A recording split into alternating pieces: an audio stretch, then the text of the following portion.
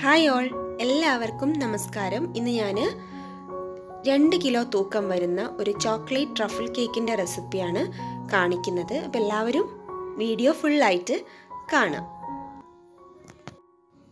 ആദ്യം തന്നെ ഇതിന് വേണ്ടിയിട്ട് 2 കപ്പ് മൈദയാണ് ആവശ്യമുള്ളത്. അതിലേക്ക് 2 ടീസ്പൂൺ ബേക്കിംഗ് പൗഡർ ചേർത്ത് കൊടുക്കുക. അതോടൊപ്പം തന്നെ ഒരു 1/2 ടീസ്പൂൺ ബേക്കിംഗ് സോഡ, ഒരു 2 നുള്ള് ഉപ്പ് കൂടെ ചേർത്തിട്ട്, അതുപോലെ തന്നെ ഒരു കാര്യം കൂടെ ചേർക്കാനുണ്ട്, ഒരു 6 ടേബിൾ സ്പൂൺ കൊക്കോ പൗഡർ. ഇത്രയും ചേർത്ത് ഇത് 3 പ്രാവശ്യം നല്ല പോലെ ഇടഞ്ഞ് മാറ്റി വയ്ക്കാം. ഇനി വേണ്ടത് മുട്ടയാണ്. റൂം ടെമ്പറേച്ചറിലുള്ള മുട്ട 8 മുട്ടയാണ് ഞാൻ എടുത്തിട്ടുള്ളത്. അതിലേക്ക് 2 ടീസ്പൂൺ വാനില എസൻസ് ഒഴിച്ചു കൊടുത്തിട്ടുണ്ട്. ഇനി വേണ്ടത് 1/2 കപ്പ് പൊടിക്കാത്ത പഞ്ചസാര വേണം. അതുപോലെ തന്നെ ഒരു 1/2 കപ്പ് പാലും 1/2 കപ്പ് സൺഫ്ലവർ ഓയിലും വേണം. ഇത്രയും നമ്മൾ റെഡിയാക്കി വെക്കുക. എന്നിട്ട് നമ്മൾ ഈ മുട്ട നന്നായിട്ട് ബീറ്റ് ചെയ്ത് എടുക്കണം. ലോ സ്പീഡിലിട്ട് നമ്മൾ ബീറ്റ് ചെയ്ത് തുടങ്ങിയാൽ മതി. ഇടയ്ക്കിടയ്ക്ക് പഞ്ചസാര ചേർത്ത് കൊടുക്കുക.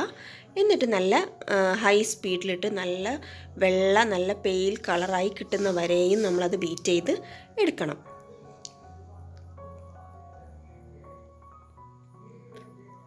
ഇപ്പോൾ ഇത് നല്ലപോലെ ബീറ്റ് ചെയ്ത് വന്നിട്ടുണ്ട്. ഇനി നമ്മൾ ഈ ബീറ്റ് ചെയ്ത് വെച്ചിട്ടുള്ള മുട്ടയുടെ മിശ്രിതം കുറച്ചെടുത്തിട്ട് പാലും ഓയിലും ഒരു പാത്രത്തിലാക്കി വെച്ചിട്ടില്ലേ, അതിലേക്ക് ചേർത്ത് നല്ലപോലെ അതൊന്ന് ഇളക്കി യോജിപ്പിച്ചെടുക്കുക. എന്നിട്ട് നമ്മൾ തയ്യാറാക്കിയിട്ടുള്ള മുട്ടക്കൂട്ടിലേക്ക് ഒഴിച്ച് ഒരു ലോ സ്പീഡിലിട്ടിട്ട് ഒന്നൊന്ന് മിക്സ് ചെയ്തെടുക്കുക. എല്ലാ ഭാഗത്തേക്കും പാലും ഓയിലും എത്തത്തക്ക രീതിയിൽ കുറച്ച് ടൈം ഒന്നൊന്ന് മിക്സ് ചെയ്തെടുക്കുക. ഇങ്ങനെ ചെയ്യുമ്പം അത് നല്ല കറക്റ്റായിട്ട് എല്ലാ ഭാഗത്തേക്കും മിക്സ് ചെയ്ത് കിട്ടാൻ പറ്റും. ഇനി നമ്മൾ നേരത്തെ തയ്യാറാക്കി വെച്ചിട്ടുള്ള ഡ്രൈ ഇൻഗ്രീഡിയൻസ് ഒരു 3-4 പ്രാവശ്യമാക്കിയിട്ട് പതുക്കെ ഇതിലേക്ക് ഫോൾഡ് ചെയ്ത് എടുക്കുക. ഈ ഫോൾഡ് ചെയ്തെടുക്കുമ്പോൾ നമ്മൾ കുറച്ച് സമയമൊക്കെ എടുത്ത് ക്ഷമയോടുകൂടി ചെയ്യുക. തിരക്ക് പിടിച്ചൊന്നും ചെയ്യേണ്ട ആവശ്യമില്ല. നമ്മളിപ്പോൾ വീഡിയോ ചെയ്യുമ്പോൾ ഇത്തിരി സ്പീഡിലൊക്കെ ചെയ്യും. പക്ഷെ നമ്മൾ സാധാരണ വീട്ടിൽ ചെയ്യുമ്പം ഇത്തിരി സ്ലോ ആയിട്ടൊക്കെ ചെയ്താൽ മതി. അല്ലെങ്കിൽ അവിടെയും ഇവിടെയൊക്കെ കട്ട കെട്ടിയ പോലെയൊക്കെ ഉണ്ടാവും. ഇപ്പോൾ ഇവിടെ ബാറ്ററും റെഡിയായി കഴിഞ്ഞു. ഇപ്പോൾ ഞാൻ ഓവൻ പ്രീഹീറ്റ് ചെയ്യാൻ വെച്ചിട്ടുണ്ട് 180-ൽ 10 മിനിറ്റ്. ഇനി ഇതാ ഒരു 10 ഇഞ്ചിൻ്റെ സ്ക്വയർ പാനാണ് ഞാൻ എടുത്തിട്ടുള്ളത്. അപ്പോൾ അതിലേക്ക് ബാറ്റർ ഒഴിച്ചു കൊടുക്കുക. പാനൊക്കെ ബട്ടർ പേപ്പറൊക്കെ വെച്ച് റെഡിയാക്കിയ പാനാണ്. അപ്പോൾ നിങ്ങളത് ശ്രദ്ധിക്കുക. എന്നിട്ട് നമ്മൾ ബേക്ക് ചെയ്തെടുക്കേണ്ടത് 180 ഡിഗ്രിയിൽ 50 to 55 മിനിറ്റ്സ് ആണ്. ചെറിയ വ്യത്യാസങ്ങൾ ഉണ്ടാവും ഓവൻ അനുസരിച്ച്. അപ്പോൾ ബേക്ക് ചെയ്ത കേക്കാണ് നിങ്ങൾ കാണുന്നത്. നല്ല അടിപൊളിയായിട്ട് നല്ല പെർഫെക്റ്റ്. ഇനി നമുക്കിതിന് വേണ്ടിയിട്ട് ഗനാഷ് ഉണ്ടാക്കണം. ഇവിടെ ഞാൻ എടുത്തിട്ടുള്ളത് 1/2 കപ്പ് ചോക്ലേറ്റ് ഗ്രേറ്റ് ചെയ്തതാണ്. അതിലേക്ക് ഒരു 3/4 കപ്പ് വിപ്പിംഗ് ക്രീം ഒഴിച്ചിട്ടുണ്ട്. ഫ്രഷ് ക്രീം ആയാലും മതി, ഏതായാലും കുഴപ്പമില്ല. എന്നിട്ട് നമ്മളിത് നല്ലപോലെ ഒന്ന് ഡബിൾ ബോയിലിംഗ് ചെയ്ത് നല്ലപോലെ ഒന്ന് മെൽറ്റ് ചെയ്ത് എടുക്കണം. അപ്പോൾ നമ്മുടെ ഗനാഷ് ഇവിടെ റെഡി ആയി കഴിഞ്ഞു. ഇനി ആവശ്യമുള്ളത് വിപ്പിംഗ് ക്രീമാണ്. ഇത് 2 കപ്പ് വിപ്പിംഗ് ക്രീം ഞാൻ വിപ്പ് ചെയ്തെടുത്തതാണ്. അതിൽ പഞ്ചസാര ചേർത്തിട്ടുണ്ട്. നിങ്ങൾ മധുരത്തിനനുസരിച്ച് ചേർത്താൽ മതി. വാനില എസൻസും ചേർത്തിട്ടുണ്ട്. ഇനി ഈ ഒരു തയ്യാറാക്കി വെച്ചിട്ടുള്ള ഗനാഷിൽ നിന്നും കുറച്ച് ഭാഗം ഞാൻ ഈ ക്രീമിലേക്ക് ചേർത്ത് നല്ല ചോക്ലേറ്റ് ആയിട്ടുള്ള ക്രീം ഇവിടെ റെഡിയാക്കി വെച്ചിട്ടുണ്ട്. നിങ്ങൾ കണ്ടല്ലോ, ക്രീം വിപ്പ് ചെയ്യുന്നതിൻ്റെ ഒരു വീഡിയോ ഞാൻ സെപ്പറേറ്റ് ചെയ്തിട്ടുണ്ട്. അറിയാത്തവരുണ്ടെങ്കിൽ അതൊന്ന് കണ്ടു നോക്കുക. ഇനി നമുക്ക് അസംബിൾ ചെയ്യാം. അപ്പോൾ കേക്ക് നല്ലപോലെ ചൂടാറിയതിന് ശേഷം 3 ലെയറായിട്ട് കട്ട് ചെയ്തെടുക്കുക. എന്നിട്ട് ഫസ്റ്റ് ലെയർ കേക്ക് വെച്ചിട്ട് നിങ്ങൾ നല്ലപോലെ ഷുഗർ സിറപ്പ് ഉപയോഗിച്ചിട്ട് നല്ലപോലെ നനച്ചെടുക്കണം. എന്നിട്ട് ഫസ്റ്റ് ഒരു കോട്ടിങ് ഈ ഒരു ചോക്ലേറ്റിൻ്റെ ക്രീം തേച്ച് കൊടുക്കുക. ചോക്ലേറ്റ് ക്രീമിൽ ചേർക്കണം. അപ്പോൾ നല്ല ഒരു ടേസ്റ്റ് ആയിരിക്കും. ഇങ്ങനെ ഈ ഒരു ചോക്ലേറ്റിൻ്റെ ഒരു ലെയർ നമ്മൾ ഫസ്റ്റ് കൊടുക്കുക. എന്നിട്ട് അതിൻ്റെ മുകളിലേക്ക് കുറച്ചുകൂടെ ഗനാഷ് ഒഴിച്ചു കൊടുക്കുക. അപ്പോൾ ഒന്നുകൂടെ ടേസ്റ്റാണ്, നിർബന്ധമില്ല, വേണമെങ്കിൽ മാത്രം ചെയ്താൽ മതി. കുറച്ചുകൂടെ ഗനാഷ് ഒഴിച്ച് കൊടുക്കുക. എന്നിട്ട് ഇനി നെക്സ്റ്റ് ലെയർ ഇതേ സെയിം റിപ്പീറ്റേഷൻ തന്നെ. സെക്കൻഡ് ലെയർ കേക്ക് വെക്കുക. നേരത്തെ പോലെ തന്നെ ഷുഗർ സിറപ്പ് കൊണ്ട് നനച്ച് നല്ലപോലെ ഒരു ലെയറും കൂടെ ക്രീം അപ്ലൈ ചെയ്യുക. അതിന് മുകളിലായിട്ട്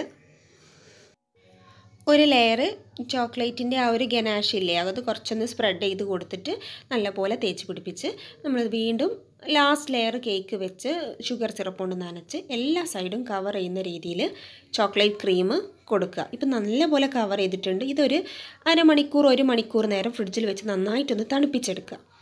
ഇനി ഡ്രിപ്പിംഗ് ആണ് ചെയ്യുന്നത്. അപ്പോൾ നേരത്തെ നമ്മൾ ഉണ്ടാക്കി വെച്ചിട്ടുള്ള ചോക്ലേറ്റ് ഗനാഷ് വെച്ചിട്ട് തന്നെയാണ് ചെയ്യുന്നത്. ചിലപ്പം ഗനാഷ് തിക്കായിട്ടുണ്ടെങ്കിൽ ഒന്നുകൂടെ ഒന്ന് ഡബിൾ ബോയിൽ ചെയ്ത് മെൽറ്റ് ചെയ്തെടുത്താൽ മതി. എന്നിട്ട് ചൂടാറിയിട്ട് ഇതിൻ്റെ മുകളിൽ നമുക്ക് ഉപയോഗിക്കാം. അപ്പോൾ ഡ്രിപ്പിംഗ് കൊടുക്കുമ്പോൾ ഞാൻ ആദ്യം തന്നെ കൊടുക്കുകയാണ്, എന്നാലേ ഒരു ഭംഗി ഉണ്ടാവുള്ളൂ. അപ്പോൾ ഈ രീതിയിൽ നമ്മൾ ഡ്രിപ്പിംഗ് നല്ല രീതിയിൽ കൊടുക്കുക. ഇനി ഇതിൻ്റെ മുകൾ വശം മുഴുവനായിട്ടും ഗനാഷ് വെച്ചിട്ട് ഫില്ല് ചെയ്യണം. അതിന് വേണ്ടിയിട്ട് ഒരു പൈപ്പിംഗ് ബാഗിൽ ഗനാഷ് ആക്കിയിട്ടുണ്ട്. ഇങ്ങനെ വേണമെന്നൊന്നുമില്ല. ഈ രീതിയിൽ നമ്മൾ മൊത്തത്തിൽ ഈ ഒരു ലെയർ ക്രീം ഗനാഷ് വെച്ചിട്ട് ഫില്ല് ചെയ്യുക. ഇപ്പോൾ ഇത്രയായി. ഇനി അതിൻ്റെ മുകളിലുള്ള ഡെക്കറേഷൻ എന്ന് പറയുന്നത് റോസറ്റേ ഡെക്കറേഷനാണ്. Simple റോസറ്റേ decoration. അതിന് വേണ്ടിയിട്ട് നമ്മുടെ ചോക്ലേറ്റ് ക്രീം തന്നെയാണ് ഉപയോഗിച്ചിട്ടുള്ളത്. അത് 4 ലെയറിലും സിമ്പിളായിട്ട് നമുക്ക് ചെയ്തെടുക്കാവുന്ന എന്നാൽ നല്ല ഭംഗിയുള്ള ഒരു ഡെക്കറേഷനാണിത്. Newer N1 nozzle. ഇത്രയും ചെയ്തിട്ട് ഇനി അതിൻ്റെ കോർണറിലും കൂടെ ഒരു ബോർഡർ വരയ്ക്കണം. അപ്പോൾ അതിന് വേണ്ടിയിട്ട് താഴെ സെയിം നോസിൽ വെച്ചിട്ട് തന്നെ ഒരു സിമ്പിളായിട്ടുള്ള ബോർഡറും കൊടുക്കുന്നുണ്ട്. ഇപ്പം ബോർഡറും കൊടുത്തു കഴിഞ്ഞു. ഇനി ഈ ഒരു കേക്കിൻ്റെ ഒരു കോർണറിലായിട്ട് ഒരു 2-3 റോസറ്റേ ഡെക്കറേഷനും കൂടെ കൊടുക്കുന്നുണ്ട്. അതെന്തിനാന്ന് വെച്ചാൽ മൊത്തത്തിൽ ഇനി ഈ ഒരു കേക്കിൽ കുറച്ച് ചോക്ലേറ്റ്സും ബിസ്ക്കറ്റ്സും വെച്ചിട്ട് ഒരു ഡെക്കറേഷൻ ഫൈനലായിട്ട് ചെയ്യുന്നുണ്ട്. അപ്പോൾ അവിടെ കുറച്ച് ചോക്ലേറ്റ്സും കൂടെ വെക്കാൻ വേണ്ടിയിട്ടാണ് അങ്ങനെ ചെയ്യുന്നത്. ഇനി കുറച്ച് ഡയറി മിൽക്ക്, കിറ്റ് കാറ്റ്, അതുപോലെ കുറച്ച് ഓറിയോ ബിസ്ക്കറ്റ്സ് ഇത് വെച്ചിട്ടാണ് ചെയ്തിട്ടുള്ളത്. അത് തന്നെ വെക്കണം എന്നൊന്നുമില്ല. നിങ്ങൾ കണ്ടില്ലേ, അതും കൂടെ വെച്ച് കഴിഞ്ഞാൽ നല്ല ഒരു റിച്ച് ആയിട്ടുള്ളൊരു ലുക്കാണ് ഇതിന് കിട്ടുക. നല്ലൊരു അടിപൊളി കേക്കാണ്. അപ്പോൾ നിങ്ങൾ ഇങ്ങനെ ചെയ്തതിന് ശേഷം നല്ലപോലെ ഒരു ഓവർനൈറ്റ് തണുപ്പിച്ചെടുക്കുക. ഇനി ഓവർനൈറ്റ് പറ്റില്ലെങ്കിൽ ഒരു 3-4 മണിക്കൂറെങ്കിലും നന്നായിട്ടൊന്ന് തണുപ്പിച്ചെടുക്കുക. എന്നിട്ട് നിങ്ങളത് ഉപയോഗിക്കാം അല്ലെങ്കിൽ ഡെലിവറി ചെയ്യാം. നിങ്ങൾക്ക് വീഡിയോ ഇഷ്ടമായോ? ഇഷ്ടമായെങ്കിൽ മറക്കാതെ ലൈക്ക് ചെയ്യണം, ഷെയർ ചെയ്യണം, സബ്സ്ക്രൈബ് ചെയ്യണം, കമൻറ്റ് ചെയ്യണം. Thank you.